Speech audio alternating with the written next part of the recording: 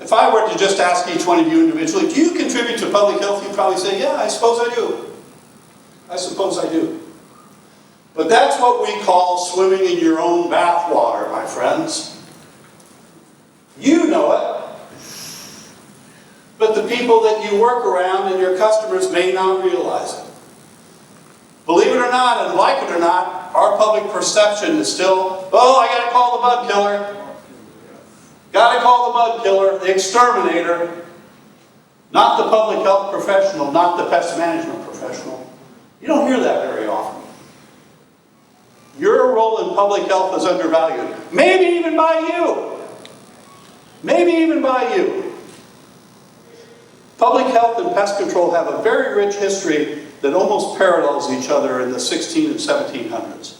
So, I'm sure even in the cave days, when Thag's getting ready to eat his leg of lamb or whatever he's going to have, and all those bugs were in there, he probably figured out some way to smash them or kill them. No doubt about it. I'm sure that cavemen performed pest control. I spent 2 years living in Egypt. You can still go into some of the tombs, and you see drawings like this representing the locust plagues that would come in and periodically devastate Egypt and the Middle East and eat all the food. So this stuff's been around for a long time. This is a famous painting of the human race constantly being under tremendous attack by fleas, which carry bubonic plague. Mosquitoes, you know all the nasty things they carry. Lice, louse-borne typhus. Down here is a soft tick.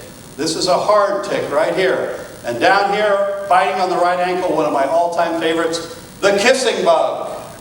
The kissing bug, which transmits a disease in Central and South America called Chagas disease that kills kids between 18 and 20 years old and causes their heart to blow up. So we've known about this stuff for a long time. Then along came our friends the Romans.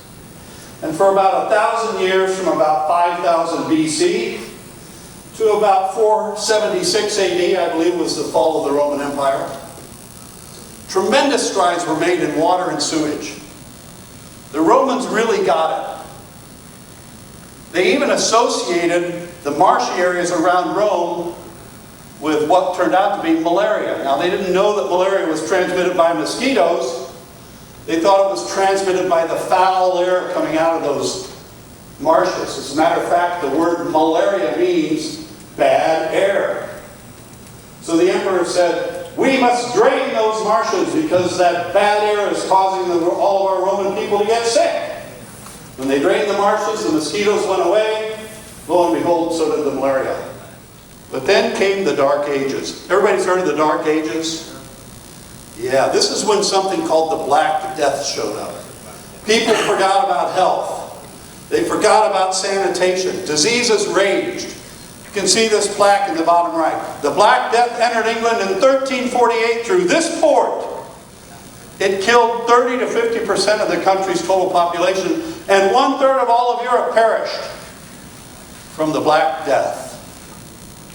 Well, that all happened. And then, along came what's known as the Age of Enlightenment. 14th and the 17th centuries, there was a rebirth of health. What about pest control? Well, in the Middle Ages, it was all about rats. And this is when organized pest control started around rats. How many of you do rats? In the 18th century, rat catchers became specialized. What did they use? And what did they develop? Traps? Chemicals? And oh my gosh, look, dogs! We think we're so novel now with this idea of dogs and bed bugs, right? These guys were using them to sniff out rats.